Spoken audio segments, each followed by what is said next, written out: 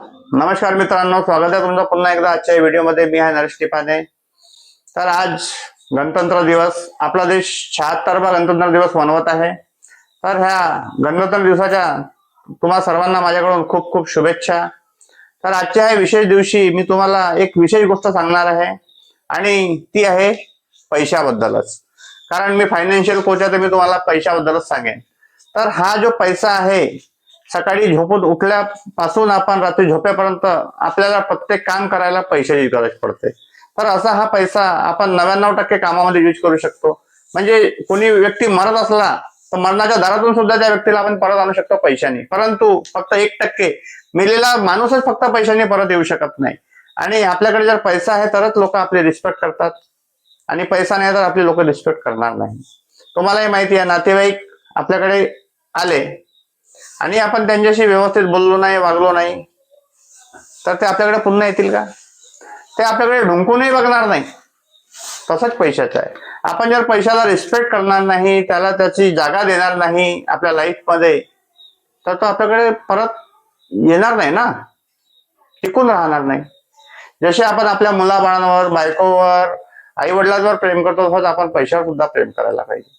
आपल्या घरामध्ये खूप सारी घाण आहे आणि आपण तिथं राहू शकतो का? घाण असल्या खूप सारा कचरा आहे आपल्या घरामध्ये, नाही राहू शकत ना. तर तसंच पैशाचं सुद्धा आहे. आपण जो वॅलेट वापरतो, हा बघा, हा माझा वॅलेट, हा वॅलेट बघा मी कसा ठेवलेला आहे. असे व्यवस्थित सुटसुटीत पैसे ठेवलेले आहे. काही कचरा वगैरे दिसतो, आपण काय करतो, एखादा पेपर मिळाला किंवा काही मिळालं आपण देतो त्याच्यामध्ये कोंबून. काही कामाचं असलं तर पेपर वगैरे आपण वेगळं ठेवू शकतो ना, वॅलेट मध्ये ठेवायची काय गरज आहे? वॅलेट फक्त, हे वॅलेट म्हणजे काय, पैशाचं घर आहे. तुम्ही याला क्लीन ठेवाल तर पैसा याच्यामध्ये राहील, जाणार नाही. आणि आपण, ही झाली एक गोष्ट, आपल्याला आपलं वॅलेट जिथं आपण पैसे ठेवतो ते जागा क्लीन असायला पाहिजे.